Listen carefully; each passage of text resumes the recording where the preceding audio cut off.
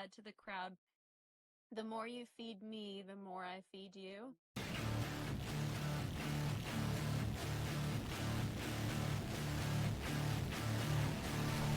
Welcome to Frail Fragments Monster Closet, Season 3.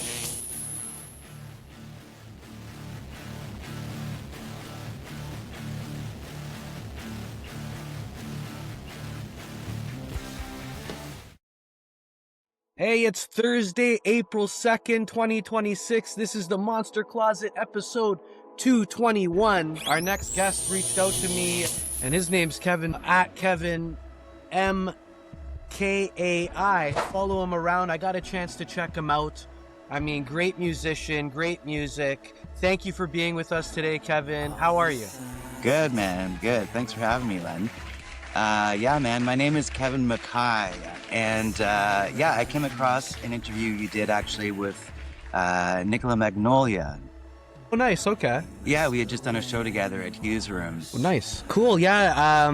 Her and I feel like when she comes on the podcast, it's a really good time. I mean, we have kind of like good energy flow, and I'm fortunate to be a friend of hers, and she's a great musician, and I didn't know that, so that's cool, man. I thought you were we did this kind of songwriters thing at Hughes Room, like a songwriters circle where you have like 6 different songwriters on stage, and you just kind of one at a time do a song. And for one of her last ones, she just did this a cappella tune, and it just brought the roof down, man.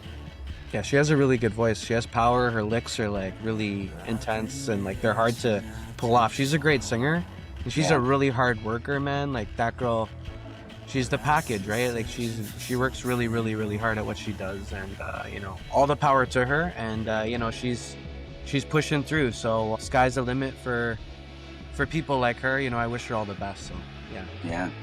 Nicola Magnolia, folks, check her out. She's a country star, up and comer. She just came from touring Europe for she was there for over a month, and she got back I think in February, and now she's released her full album's going to be released I think in June. Right. And she has Nick's tattoos. Go say what's up to her, and she's doing her thing. And she's worked with my producer Derek Downham. So we have a producer, and he sometimes plays drums in her band as well. So there's that connection. Cool, yeah. It's all kind of one degree of separation, We're all like family somehow, so. What are your influences? Like, describe your music to the Monster Closet. So the music I'm putting out currently, I'm putting out a record, and it's very atmospheric, shoegaze based. Yeah. So I kind of write it all on the acoustic. And then when I realize it with said producer, we add a bunch of layers and textures, and it's got a dream pop quality to it. A lot of fun to record.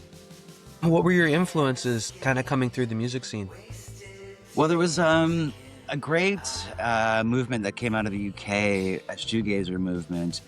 Bands like My Bloody Valentine, Ride, that whole movement in the 90s.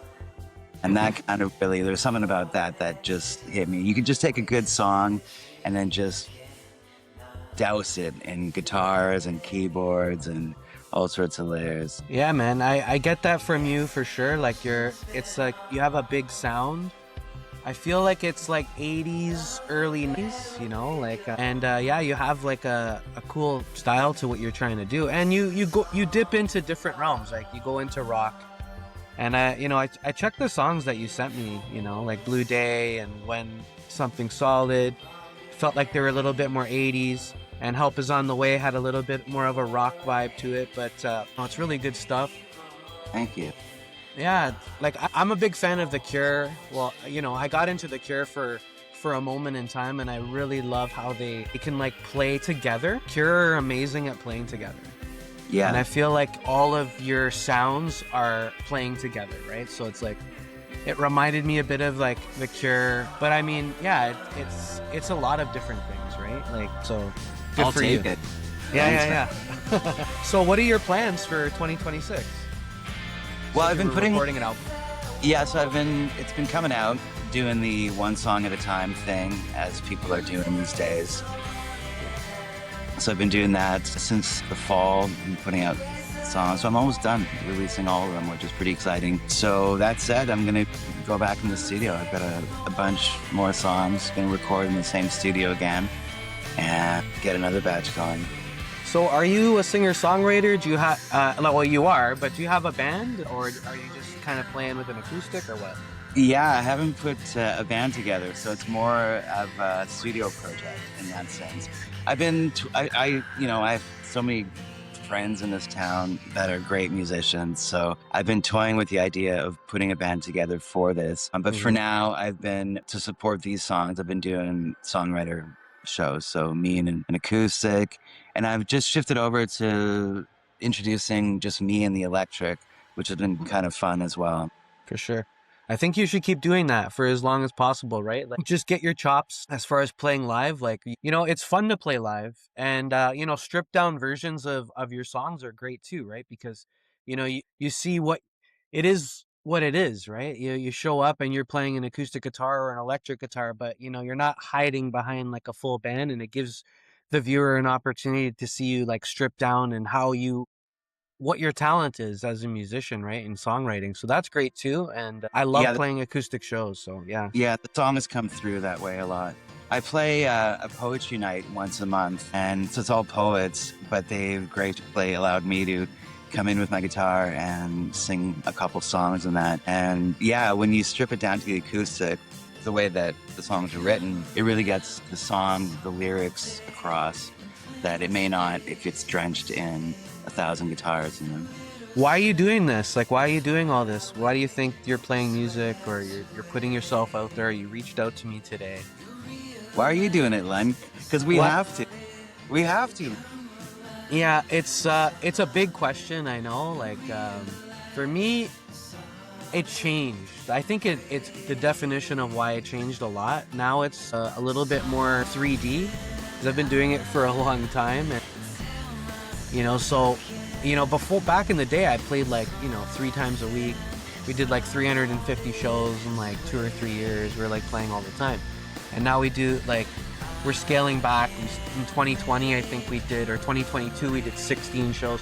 And this year we're doing 4 or 5 shows. But, those shows are celebrated through the Monster Closet and just making them more special and intimate. And it's morphing into something. We've recorded a 6th album, which we'll be releasing in June, probably, or May. We're going to be doing some music videos. So it's just like the whole thing changes in different ways. But, I really like playing live. It's hard to do as a band because you have to practice and get along and book dates and figure out who's playing and everything. And there's a lot of shit to do. And it's for me, at my point in my life, it's like a 50-50 where I could take it or leave it, because I've had that promotional hat on for 20 years where I would book shows, book bands, and promote the show, and I did it 500 times probably now, right? So it's I don't need somebody saying that I'm a big shot or a badass or I'm great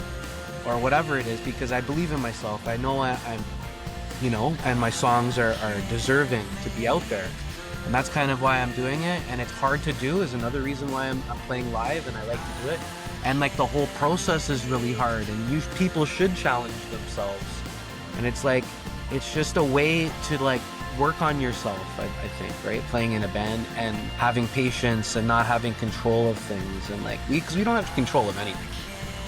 Yeah, well, I mean, I'm a lifelong musician, so I've been playing since I was a kid in every different style.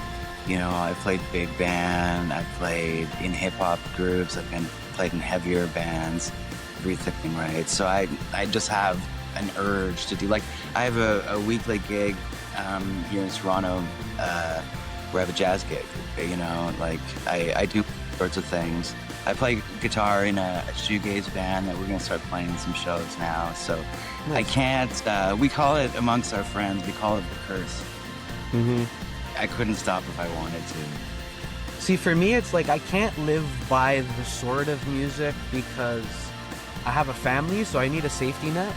But right. I'm paying into music because it's that important to me, right? I don't really even music is the reward in itself, like where I'm like willing to pay into it. I'm willing to fucking pay for gas and drive to a show, or buy it, pay for recording time, or lose money to celebrate how special it is to play music, right? So it's like, that's kind of how I see it anyway. So I have to create a balance, right? You have to create a balance. And yeah, so I mean, that's what I'm doing. That's my work right now, is to create a balance for my family, my work, my professional work life, and my band, right? Because they're all very important to me. How long has the band been together? Yeah, so Frail Fragments been around since 2005. Wow. We've been playing since 2007. Just one original member. He's been with me, yeah, since 2005. I met him in 2003. Pretty cool story. We met in university.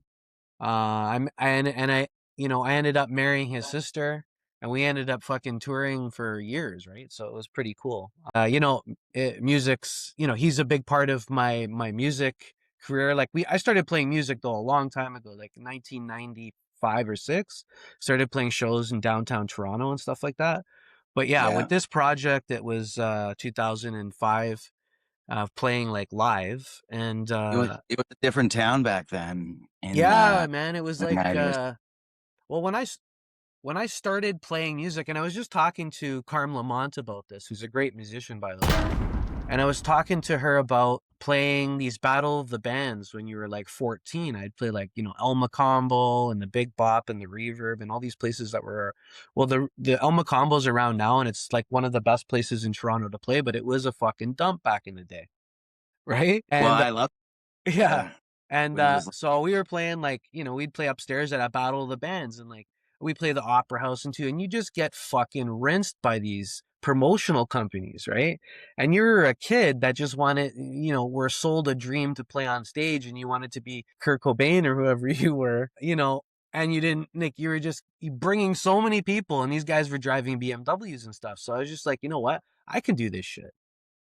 So I started like I started booking venues, and I don't know how or what like drove me to that process to pick up the phone and starting to learn the process of booking shows and stuff. But that's Which how it venue started. did you book? I started booking, well, I mean, all over Ontario, New York City, all the best clubs and bars and stuff. Like, I mean, it's changed now, but in Toronto, it was the Hideout, the Horseshoe, the Bovine, places like that. Sneaky D's, all kind. Dude, we played everywhere.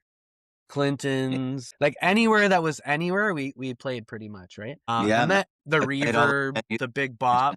Yeah, we the played. cafe. And Yeah, then we went all over Southern Ontario, like Call the Office in London, and like sure. the Mansion and St. Cat. We went like everywhere, right? We even went to New York City. It was wild, bro. And those are experiences we paid into, and you might break even at the end of the day, but we didn't make any money. But it was like that experience is for me, it was really cool. Like, I mean, it was an awesome time, and I've done that, and that was fun.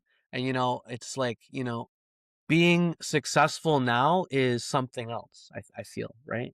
Because Yeah. if you're not okay inside, bro, like if you become like a superstar, I mean, that shit will manifest into crazy stuff, bro. Well, that's kind of why I'm doing a studio project, essentially. I have the luxury of just putting everything where I want it to be on the track, having everything in place. And my only goal really is to have as many people listen to the music as possible in hopes that a percentage of them like it. I was talking to a friend of mine about flyers the other day. Like I was like, why do people still flyer? And it's because there's something like 2% of the people actually engage in flyers, and that's the turnover. And it's the same thing in music. If 1,000 people listen to your song in hopes of 2% liking it, great. Add it to your playlist, have it become one of your favorite tunes, whatever, right? Yeah, man. Write songs that you love to write, and I feel like you're doing that. So you're on your way, man. You are a success already. Thanks, man. Well, I mean, success in the sense that I put out the record, and that was the goal, right? And you're doing what you're doing. You're writing music for that you like to write. Right? So that's cool. Yeah. I mean, sometimes it's not always like that. Like I've talked to people that have to write songs for, you know, that they don't want to write. You know? Yeah, So that's tough. You gotta have authenticity and write about what you know. You gotta write about what you know. That's Kevin, where can we see you play next? Did you say you had a monthly thing?